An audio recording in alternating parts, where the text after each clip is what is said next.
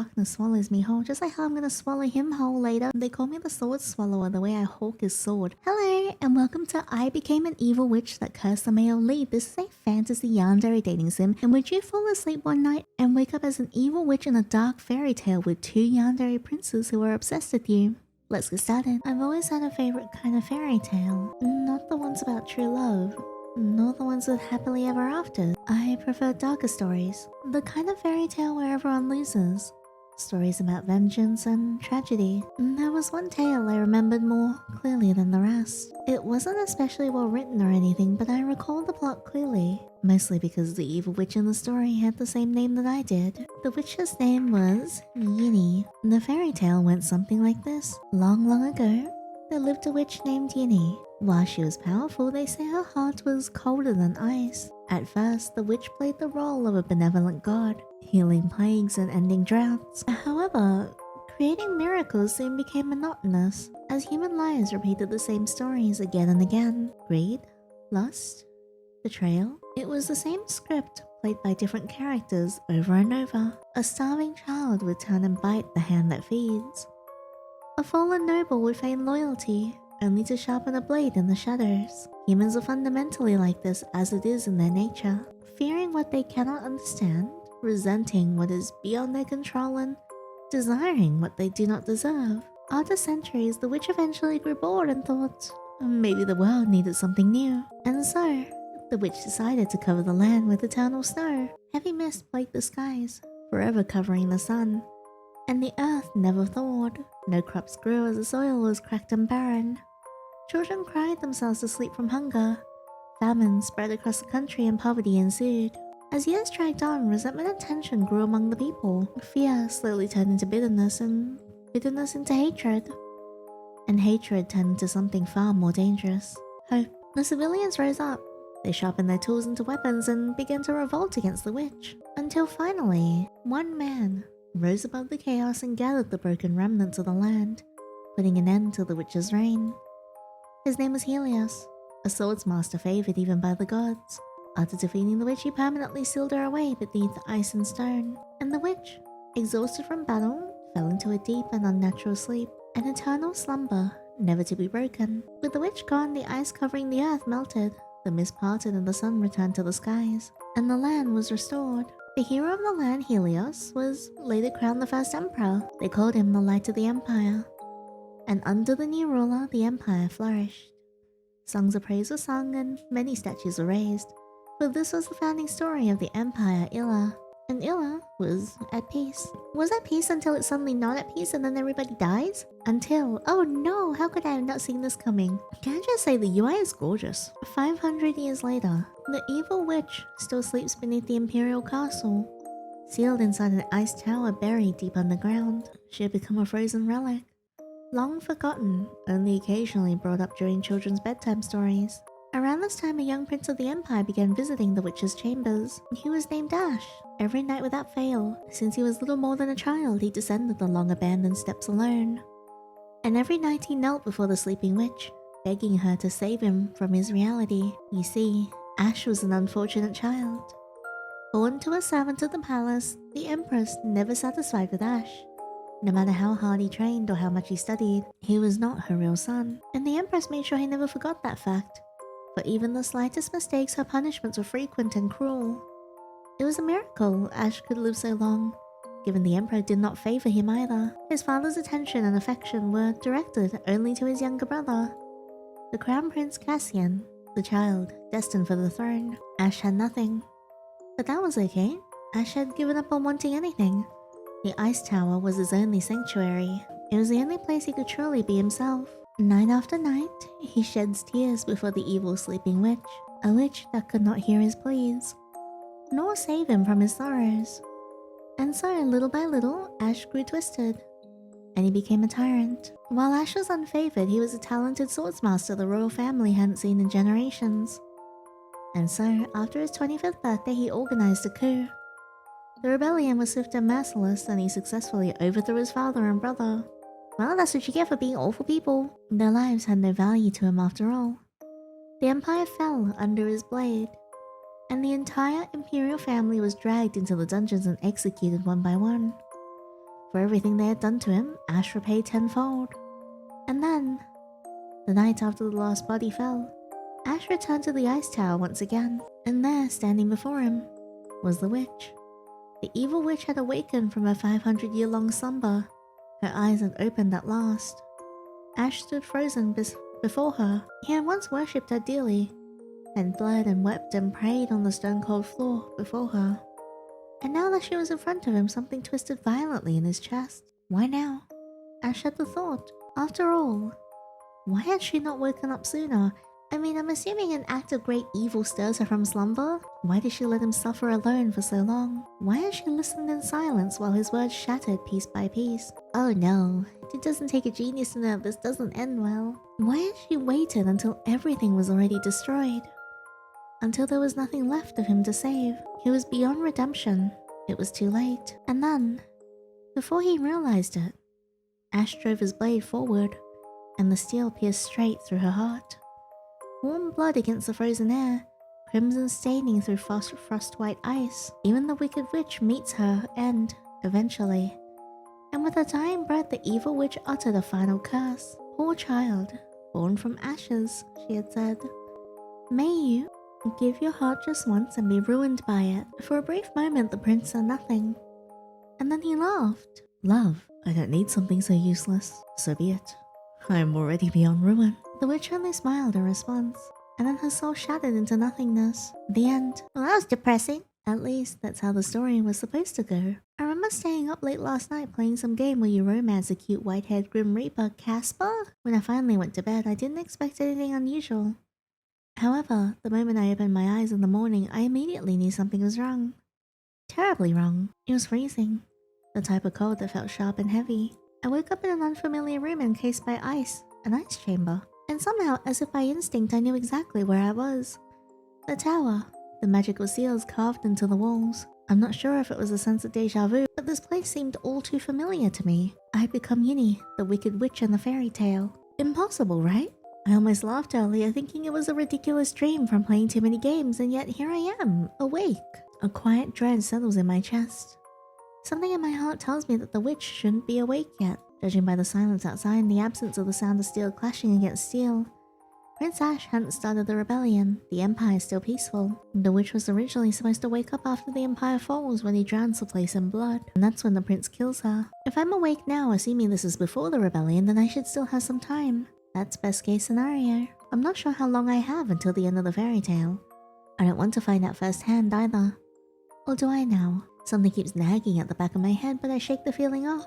More importantly, if the Empire discovers I'm awake, they might place a stronger seal on me. Or worse, knowledge of the witch being awake will threaten the safety of everyone living there. I don't want to involve myself in this story. Sure, I like tragedies and angst, but that doesn't mean I want to live my life as part of one. Plus, the male lead in this one is a little beyond saving. Not a fan of getting stabbed either. Right, I can't say I'm keen on getting impaled by the tyrant male lead. Well, if it's impaled by a sword, no, but if it's impaled by something else, as in his other sword, hee. For lack of better words, get the hell out. And fast. The thought of the male lead discovering me awake right now sends shivers down my spine. I can't get killed yet. I haven't even figured out what's going on. As if on cue, footsteps echo outside the door, descending the stairs and approaching the room. Just my luck. He's coming, isn't he? Not yet, he isn't. No one else visits this place after all. I'm in an abandoned part of the castle where even servants or guards don't frequent. The person outside must be Ash. I hear the door open. The sound is jarring compared to the silence in the room. The security here is incredibly lax. Wow, even the door isn't locked. Is it because the witch had been sealed in the sleep for centuries? I guess no one expected that to change. I close my eyes pretending to be asleep. It wouldn't be good to be caught right now. The sound of footsteps approach me, coming to a stop before the bed. I hear fabric rustling.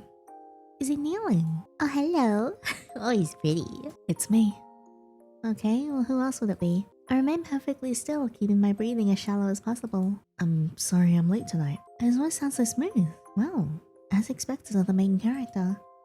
The apology is soft as well, like he truly believes I've been waiting for him. But he sounds gentle, not like a tyrant at all. And for someone written to be a tyrant, his voice sounds unexpectedly gentle.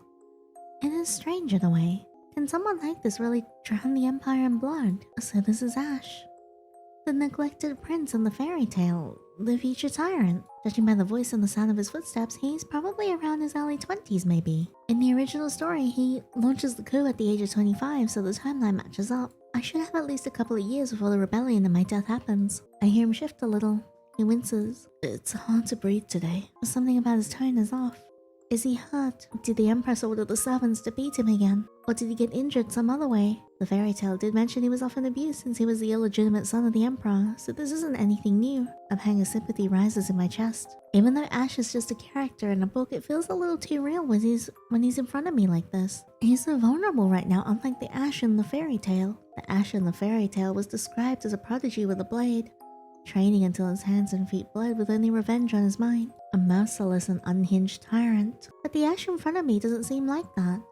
I can't help but feel bad given his circumstances, for he's kind of pitiful. Seeing him like this, it's hard to think of him as a tyrant. Right now he's just a wounded prince kneeling here in the dark. Anyone would break eventually living like this. He doesn't speak for a while, just kneeling in front of me. His breathing is uneven and shallow. The sound makes my chest feel tight. I wonder why. Is it because I empathize with him knowing his upbringing, or is there something more? I can't really tell. That was an embarrassment to the imperial family today. The only stain in the bloodline. I guess they must be right. Another pause. As long as I can keep coming here like this, maybe it's not so bad. How foolish of me. His breathing stutters again as he coughs from the pain. He sounds like he's suffering. Is this really just a normal injury? The poor baby! I consider my current position in the story. As a newly awakened witch, I can feel power naturally flowing through me. I can easily make all this pain go away this instant, but I shouldn't. Of course I shouldn't, that might change everything. The moment I interfere, the entire story will diverge from the original. Plus he'll eventually become the Emperor after brutally murdering all the people blocking his path, so this isn't my business. We're talking about a future tyrant who will take over the entire empire here, right? Right. I should be worrying more about myself. I still don't know how I got here or how I'll survive, but maybe I shouldn't leave the situation alone like this. He seems a little too pitiful. Maybe I should help him somehow. This weird sense of deja vu is clouding my judgment. I can't risk changing the original plot. That's right. I shouldn't get involved or change the plot any more than necessary. Killing him or doing anything out of the ordinary will be interfering, and interfering means changing the story, which might get me killed or sealed again. I stay still. Ash laughs bitterly. It's a quiet, broken sound. If the room wasn't so quiet, I wouldn't have been able to hear it. I don't move or react. He exhales shakily and I can hear the pain in it. Silence stretches between us, seconds leading to minutes. The air feels heavier with every passing moment. Thank you for being here for me. Aww. My fingers twitch. I feel a bit guilty watching this unfold in front of me in real time. Why is this familiar feeling? Did I choose wrong? Again. I guess you always have been. There's a rush of movement in front of me. Did he just... Aww. I feel warmth brush against my fingers. He took my hand. His hand is trembling like he's holding something precious. His palm feels calloused, probably from the endless training he endures during the day. I can only keep going on like this because of you. He leans closer. Close enough that I can hear his breathing. There's a faint tremor in his grip. This is the only place I can go when I feel like this. A suffocating feeling inside my chest. And you're the only one here for me. He's not wrong. In the fairy tale, the witch seemed to be the only pillar of emotional support Ash had. And now I've become that emotional support pillar. If he really relies on me this much, then should I oblige? And give him what he wants?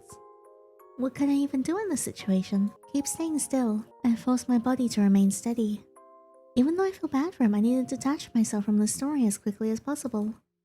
As much as I want to do something for him, I can't. I'm sorry, Ash. Even if you never wake up, I'll be here. I don't ever need anything from you. You being here is enough.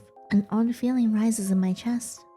I know in my heart that his words are sincere. He really needs me. He doesn't sound like someone who would ever hurt me, but in the original story, Ash kills the witch the moment she wakes up. I can't help but wonder just what could have happened for him to snap like that in the future. A few more moments pass before his hand slips from mine. I hear the sound of fabric shifting again as he turns to leave. Good night. The door opens and then closes gently. It's quiet again. It feels a lot emptier than before. I wait in silence for a while. I don't know how long, but long enough for my heart to stop pounding as fast before I open my eyes. He didn't notice, did he? No, of course not. No one on the book would expect the witch to wake up. It's been, what, 500 years? They're probably really careless about matters regarding me by now. I sit up, power flowing through my veins, unraveling the seals around me. It's as natural as breathing. The seals were never meant to hold a conscious switch. I swing my legs off the edge of the bed, my bare feet touching the cold floor. And for the first time in 500 years, the witch stands. Finally, I should be able to leave now. My voice sounds a little different in this body. Softer. Older. I take a few steps forward towards the door. I want to stay far, far away from this mess of a novel. Needless to say, I want no involvement in the rebellion of the future tyrant. And that's why I should take this chance and escape. The door stands before me, but my hand pauses over the handle. I suddenly think of Ash kneeling on his floor. Will he come back tomorrow? Kneeling in the same spot again. He's a little too pitiful. I hate that my mind is imagining these things right now. But I do want to help him out a little bit without interfering too much. I feel like I owe him this much at least. I lift my hand and cast a spell. Like a light converging, threads of magic weave themselves together, settling on the bed where I once slept. Now whoever enters the witch's chamber will still see me there, sleeping. The witch will remain sealed, asleep forever. A perfect illusion. Right? I don't think so. Perfect. However, this is the most I can do for you, Ash. Let the story continue, but this time the evil witch will always stay asleep. I will leave the story gracefully. Surely this is the right decision. I can't recklessly change the plot or stay to see what happens to Ash and the Empire. The witch's presence is a huge ticking time bomb for everyone involved. I wish you the best. Well, the best for a tyrant, I guess. Ash will be fine. The entire story was written for him and his justice. And now that the witch will be asleep, he won't even be cursed like in the original book. Isn't that the perfect ending? I'm making the right choice by leaving like this, so I should stick with this decision. That's right. I don't think twice again before I step out the door and into the darkness. And then I leave the tower. Days pass and then weeks. After that day I left the capital and took on a different name, keeping my magic hidden and laying low. Before I knew it, half a year had gone by. And then, in the end, everything really happened according to the book. The empire burned. Smoke rose within the capital walls. I heard rumors in taverns and whispers on the street. Or in the hushed conversations of traveling merchants. Prince Ash had finally done it. The rebellion. They say it was sudden, that he was merciless and unhinged. The imperial family was sentenced to be executed. No trials or hearings, all under the watch of the new emperor. I saw news about it in the papers daily. Commoners panicking in the streets, worrying about the future of the empire. Borders tightening and faith crumbling. The empire is unstable, just like how it was written to be. And yet, something is wrong. In the original story, the rebellion starts in the year 577. And that was the year Ash laid waste to the entire empire. The year the original witch died to Ash's blade. But right now, it is year 575. The timeline shifted forward somehow. But why? Did something change? Why did the rebellion happen 2 years early? Yeah, what happened? No. That can't be right. Maybe I'm remembering wrong or something. I don't think I changed the plot. I didn't interfere. I even left behind a perfect illusion for the prince to vent to. So why did everything accelerate? I don't understand. Was there some unknown variable I was unaware of? Nothing comes to mind, but I must be missing an important plot point somewhere. Oh no, this is why we never mess with stuff like this. What could it be? I take another bite of my bread. Oh, I'm so cute. Ugh, there's a shortage of supplies because of the rebellion. This doesn't taste very good. The market used to be lively here, but now everyone looks like they're waiting for the worst to happen. Most people stay indoors and speak in whispers now. Everyone's afraid since there's so many more soldiers patrolling the area. I don't blame them, we're about to be under a tyrant's rule after all. It's such a shame. After months of searching for the way home and finding nothing, I decided to open a small apothecary shop by the border of Illa here. It's a quiet place far from the capital. Business is decent and the locals really love me. They call me a miracle healer. It's nice being here, but once I get too popular, I'll relocate. It's safer that way. While no one seems to know what the witch looks like, I can't afford to be careless. Not when the empire is in turmoil like this. And yet, something suddenly feels off. Oh no, he's here. We're so Dunyan rings. The air tightens around me. The pressure of another presence makes the hair on my hair stand on my back. Uh-oh. There you are. My blood runs cold. I recognize him immediately. Ash is right here next to me. The man in the papers. The newly crowned emperor who burnt the entire capital and overturned the imperial family. Why is he here? Or shouldn't he be at the palace executing the traitors or something?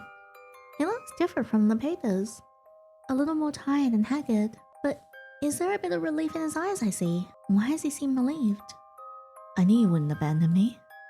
My fingers freeze around the bread. What does he mean by that? What? Do you know what it was like when you were gone? It's true I left him, but I'm not sure how to respond to his question. Something deep inside me wants to call out his name. To comfort him. How did you know I left? Things aren't adding up. Wasn't there an illusion of me sleeping back in the tower? How'd you know I was gone? His expression looked pained, vulnerable almost. How wouldn't I know? Did you really think I wouldn't notice something like that? I kept coming back, you know, every night. I knelt in that tower and you were still there sleeping, but I could tell it wasn't you. In the novel, Ash was supposed to be an unsurpassed swordsmaster, but I don't understand how he was able to see through my illusion. Magic and steel are completely different areas of specialization. It's not related at all. How did he see through it? He's not a mage. Yinny, how could you do that to me? You left me alone in a tower with nothing but ice. Do you know what that does to someone? So you came all the way here to find me? Of course. And where else would I go? I really thought I was going to go crazy looking for you. Any longer and I was going to lose my mind. Was this bound to happen every time? But why? I want to reach out to him. Ash. He looks caught off guard hearing me say that. Why is he reacting this way? Is there something I don't know about? Something in the fairy tale didn't mention, or did I miss an important detail somewhere? Ash, huh? Only you would call me that forgotten name. So how was I supposed to let you go? Oh, what a lie. That's so hot. He pulls me tighter into his embrace, burying his face into my shoulder. I couldn't endure that kind of life anymore. Not without you. Forgotten name? What? I try to respond, but the world tilts violently. The warmth of his arms is the last thing I feel before darkness swallows me whole, just like how I'm gonna swallow him whole later. Yay! They call me the sword swallower the way I hawk his sword. Anyways, let's go back. I'm broken without you. Oh no, I don't want to go back. The place sucked. It was cold. When I wake up, the first thing I notice is a familiar cold again. Oh, god damn it. A bedroom with stone walls and one door, no windows. The ice chamber, the room I left behind months ago. And now I'm back here like nothing changed. So Ash ended up taking me back here, though there are no restraints or seals on me this time. Something tells me it wouldn't be as easy to leave as before. Is this how it ends? After all this time, even when I decided to no longer be a part of the story, Ash kneels in front of me. You're awake. His voice is even softer than I remember. I love the sound of it. How many years has he used that voice praying and begging before me? Ash, the weight of his name sits between us. He inhales faintly when the word leaves my mouth. I searched everywhere, every little city, every inch of the border. I was even considering if you had disguised your appearance somehow. His eyes don't leave mine. Like he's afraid it's another illusion in front of him. He leans forward, resting his face where my hand is. He feels warm. Or fragile, in a way. Like he's barely holding together. Am I the cause of this? You're clever enough to do something stupid like that. His voice is barely a whisper when he speaks, and he traces his thumb slowly over my fingers. I'm gonna let him hold my hand. I let my hand stay in his grasp. His fingers tighten around mine. Did you really search everywhere? He nods. The moment I was able to. Everywhere? How could I stop if I couldn't find you? What would you do if I left again? I feel him go still. You won't be able to. Elaborate? I won't let you. His gaze darkens as he leans into my touch. There's no one left who could take you away. I've already gotten rid of them all. Do you hate me for leaving then? After everything I did, you must hate me, don't you? He looks startled at my question. Confused. I hate you. Why would I ever hate you? His voice softens. If anything, it's the opposite. I'm so scared. Scared that you hate me. Did you do all this for me? Ash, you're the Emperor now. Did you do all of this for me? Burning the capital? Throwing the Imperial family underground? None of that matters. Not compared to this. Oh, hello. Please don't run away anymore. There's no aura of command in his voice like an emperor would have, only a desperate plea. I don't care how selfish it is. I just can't lose you. I don't know what to say. Am I really that important to him? This wasn't mentioned in the original story. In the fairy tale, the twisted Ash kills the witch without a hint of mercy. He's supposed to resent the witch who never listened to his cries and pushed him past the point of no return. So how did I become the target of his obsession instead? Or has it always been like this? And did the original Ash also feel this way? This kind of twisted devotion? Then should I give him what he wants? I won't leave you then. I wonder if there's anything I can say to placate him in this moment. Even if I don't mean it. Ash? He inhales sharply when I say his name again. Why? I feel him pull my hand closer to his face. I won't leave you then. For a moment he falters. Was he not expecting this kind of response? Then again, I don't think he was shown any sort of affection all his life. I'm sorry. I don't know what I'm doing. I've never felt this way before, for anyone. His hand gently touches my cheek like he's afraid I'll vanish any second. This feeling, is this what they call love? If so, I think I love you so much I'm losing my mind. Before I even realized you've already become everything to me. In a world that has forsaken me, you're the only one I have by my side. Wait, this is sad. You're too cute to leave behind, Ash. For a moment, he has a stunned expression on his face. You can't say things like that. His voice becomes as soft as a whisper, because I don't think I'd ever be able to let you go. But this isn't love, you know? His gaze on me remains steady. Then what else could it be? Obsession. It's obsession. Then, do you want it to be love? If that's what you want, I can learn. I can love you the way you want. I can do anything for you. Stay here with me forever. I don't need the throne or the empire. I just need you. I'll come every night, okay? Whoa, you will? Okay, I'm not gonna complain. Just like before. You don't have to do anything. You don't even have to look at me. Okay, Ash, I'm gonna have to tell you right now, you need to settle for something better. Let's just stay here like this, okay? He brushes the strand of hair away from my face. Please. Alright, fine. Okay. Oh, God. Have to give in to a man who's yearning. I'll stay. I wonder if he's always been so pitiful like this, even in the original story. Maybe the side of him has always existed. Silence hangs between us. And then he smiles. It's a weak one, almost shy in a way, but it might be the first time this tyrant has ever made an expression like this. A smile he probably hasn't shown anyone in years, and it's only directed at me. It's completely, undeniably, mine. Wait, hang on a second, Yinny, you're getting a bit unhinged here. The Empire belongs to him now, and so do I. Bad ending 1. The abandoned prince's witch. Oh no! Congratulations, you now unlock the option to heal him. Select the option, is there anything I can do to progress the story? Option, heal Ash unlocked.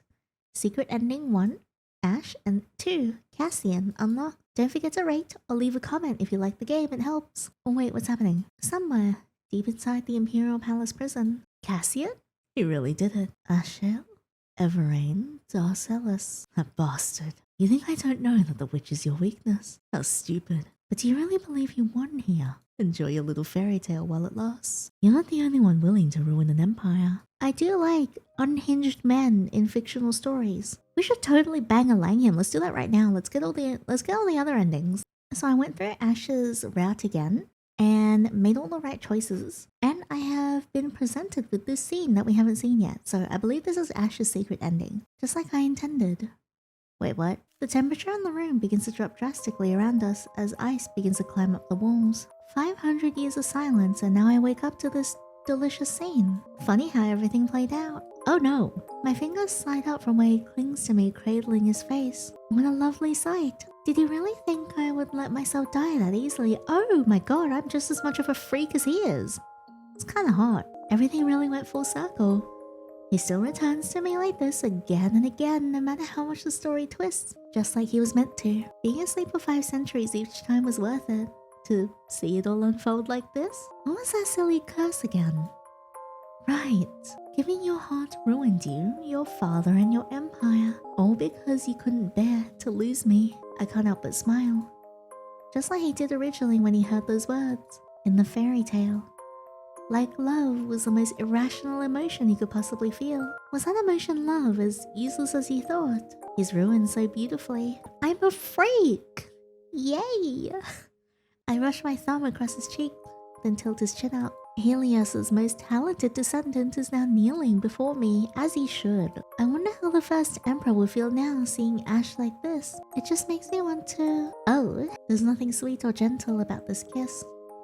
I can tell Ash is surprised, but I don't give room to react or push me away, as I force the kiss even deeper, drawing blood, to the point where I want to consume every last bit of sanity he hangs on to, where I peel away every layer of pride he has left, bit by bit, every ounce of resolve left in his pitiful body, every last fragment of the ruler he once, no, pretends to be. I want to see what remains when there's nothing left. I grip his face hard. Can I grip something else hard? Harder, even harder. Wow. I want to be the only thing reflected in those eyes. The only warmth he knows. I want to be the gentlest with him.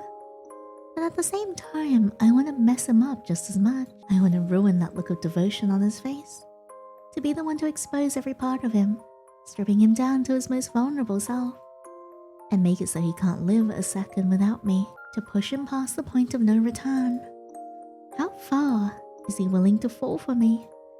How much of himself is he willing to tear apart? How much more blood will he spill? How much can he withstand before I hollow him out completely? This feeling is intoxicating, addicting. The room grows colder as his hands wrap around my waist, pulling me closer. Let me keep using you like this. I want all of it. I want him broken, but only in ways that bind him tighter to me. An emperor kneeling. An empire in ruins, all because he couldn't bear to lose me. I traced my fingers down his collar, over the royal family crest. The symbol of the man who once struck me down, and yet his own blood descendant bows willingly before me. How exciting. My fingertips linger a bit longer at his throat, but he doesn't move away. Is he surrendering himself to me right now? He really would let me undo him completely, huh? Just like how I'm gonna undo his pants. I mean, what? I slide my fingers upwards, cradling his hair. He exhales shakily before I push him down onto the bed. Maybe I should reward him for a job well done tonight. The empire belongs to me now. That's a completely opposite ending of the last, normal one. Secret ending 1, full circle. Oh, that's so exciting. We just have to get, Cassian, and then the neutral ending. So let's start this again. Alright, and I believe this is Cassian's route. Let's investigate the table though. Because yeah, I picked some of the other options that didn't lead us to Ash. So now we get to go and play this route. I walk up to the table on the left side of the room. There's a few books stacked neatly, a quill pen with ink and a vase of flowers elegantly placed. And the flowers are fresh. Camellias, I think. Flowers that bloom even in the depths of winter. Has someone been replacing these before they wilt? It must be Ash then. Let's look closer at the bookshelf. I walk up to the bookshelf on the right end of the room. It's not large, but the books are carefully arranged and look worn. I point out, it's titled Foundations of Ancient Sealing Magic. Oddly specific. The next book is a historical textbook about the rise of Emperor Helios. There are other books too. Sword manuals, political theory, military strategy, there's even one about pressing flowers. Countless bookmarks line the books and some pages are filled with notes. The handwriting is pretty. Is this what he's been doing in his free time? He's surprisingly thorough. Speaking of Ash, I haven't even gotten a chance to see what he looks like because I was pretending to be asleep earlier. He's a fairy tale prince, so he has to be good looking, right? Hopefully the novel description doesn't disappoint me. I've been stuck in this tower for a couple of hours now. If this really is a fantasy world with magic and royal politics, I can't just stay down here, can I? I want to see the world too. It's still night right now, but should I go out tomorrow? But if I leave during the day and return before Ash visits at night, there shouldn't be any problems. For now, I'll stay here and think of a long-term plan. It will be wise to learn more about the setting as well. What kind of people can use magic other than the witch? The original plot didn't really specify. Is magic even common? Just how powerful am I? Although, Ash does manage to kill the original witch. Something even Helios couldn't do, so in terms of power, I guess I would be lower than him. I lie back against the pillows, but sleep doesn't come. I only woke a couple of hours prior to this, so that makes sense. But I want to be prepared for the next day as much as possible, and that means getting enough rest. Why did life have to throw a curveball at me like this? I haven't even gotten to... Are those footsteps I hear? My mind is immediately on high alert. Didn't Ash say he'd return tomorrow? Why is someone else here now? The footsteps sound different too, a bit lighter. Is this not Ash? God, perhaps? But that's impossible. I thought Ash was the only one that ever visited the witch in the fairy tale. The doorknob turns and the door slowly opens. I quickly hop into the bed and close my eyes tight. What's with everyone visiting the witch tonight? I slow my breathing and I hear the unknown person approach the bed. Oh no, oh yes, hello. That switched up so quickly. So this is a secret he's been hiding, huh? The voice sounds amused, confident in a way. This isn't Ash. But this doesn't sound like any regular palace servant either. Just who could it be at this hour? After that little stunt mother pulled at the banquet today, brother left early. She never changes. Always pulling the same tricks over and over, even I'm getting bored watching it. But then I saw something new. I knew he liked coming here, but then I saw him leaving this place. Smiling. That man? Smiling? He chuckles. I got to witness something interesting today, thanks to you. Whatever happened down here tonight, I'm curious. His breath tickles my ear. I know you can hear me, little witch. His tone sounds playful, but also a little dangerous. I wonder. I feel his fingers hover just above my wrist. If I touched you right now, would you stop pretending? Or do you enjoy playing this type of game with me? I feel my pulse spike. Teach him a lesson. What should I do? Let frost bloom. A stream of magic slips from my fingertips, rippling and spreading across the floor. Ice crawls against the stone walls like white veins. The temperature in the room drops drastically. I didn't intend to do that. Did I overdo it? Silence fills the room. The only thing I can hear is the soft crackling sound of ice on walls. Then I hear a carefree laugh. The voice sounds relaxed, completely unaffected by the sudden cold. And then, fingers suddenly close around my wrist. Uh-oh. Before I can react, I'm dragged upright from the bed. Oh my god. Well, I didn't expect him to do that. The smart decision would be to keep my eyes closed. Yeah, but I like drama, so I'm gonna open my eyes. My eyes snap open before I can stop myself. I look straight at the man holding my wrist in front of me. Oh no. If he didn't already know, he definitely knows I'm awake now. Now I'm sleepwalking. This isn't good. It was never my intention to expose myself like this. But the man in front of me doesn't look surprised. Not even a little. His grip on me remains so strong that I can't move. The man leans over me, holding onto my arm like he's been expecting this to happen. He's unbelievably breathtaking. Seeing this person up close, his golden hair falling loosely around his face. His face looks unreal. I find myself staring at his delicate features before I quickly stop myself. I can't allow myself to get distracted now. Based on his appearance, this man in front of me must be none other than Cassian, the crown prince, the true heir to the throne. But why is he here? Has he ever shown an interest in the witch in the original story? I don't remember anything like this happening. His expression is calm as he tilts his head slightly, glancing at the ice on the walls. Now why would you do that, little witch? His hand presses against the inside of my wrist, where the frost first spread. The touch sends chills down my back. This man is dangerous. Cassian sighs. I was planning to keep it our little secret a bit longer. How troublesome. Now the whole world will find out. I instinctively try to pull my arm back, but his grip tightens. What do you want? You. Ah! His grip on my arm remains firm. Why do I feel so weak under his grasp? I'll grasp him. Was he supposed to be this strong in the novel? Things aren't moving according to the plot. I don't understand. Where along the pages did it start to diverge? Although, I suppose this confirms it then. What does he mean by that? Was he already suspecting something before this happened? Cassian studies my face carefully, deep in thought. I wonder if my brother knows about this. You are that brat's weakness after all. What if I just take you right now? Like out of the room or on the bed? My breath catches. Imagine the look on his face when he finds out. All those years he spent kneeling. His gaze flickers with something dangerous and dark. Should I? His hand shifts from my wrist to my arm, pushing me down into the bed where I was laying before. Oh my god. The air around us stills. Try to pull away. I twist my arm back, trying to pull free. He pulls me closer instead, our bodies tightly pressed together. That kind of resistance doesn't work on me, but I like it. Neither of us move for a while.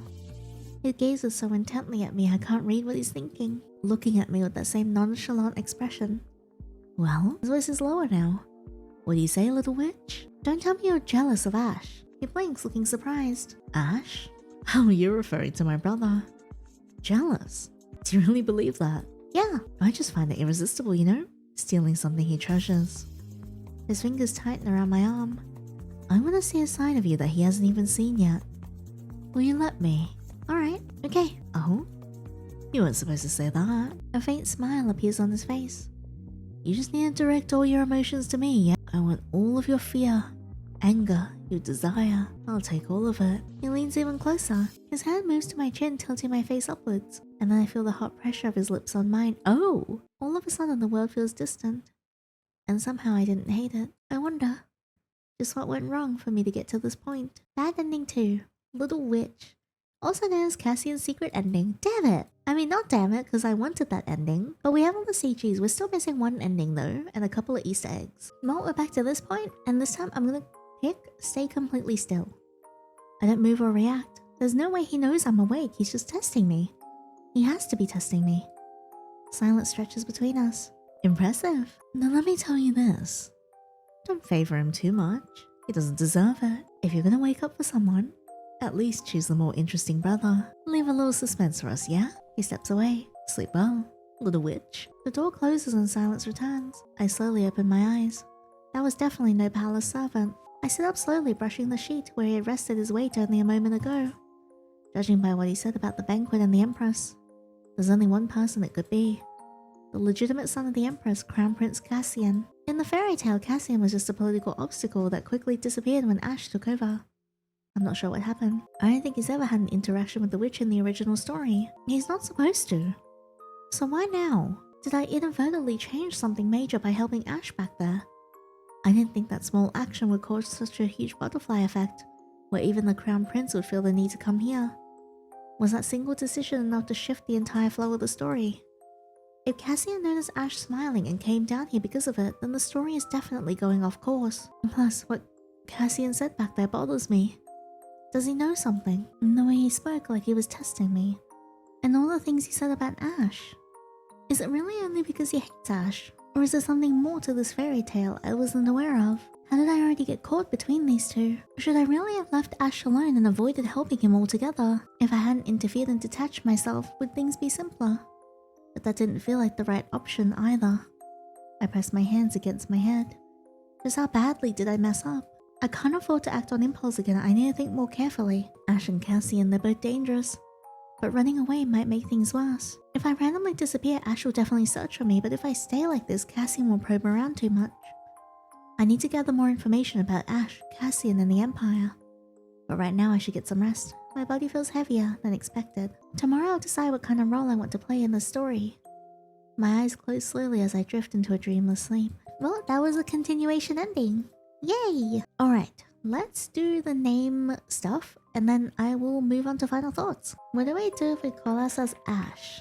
Ash? So you really go this far to take everything from me? Even my name? You've always been so... The voice fades away before I can hear the rest. No, that's not right. That wasn't the witch's name.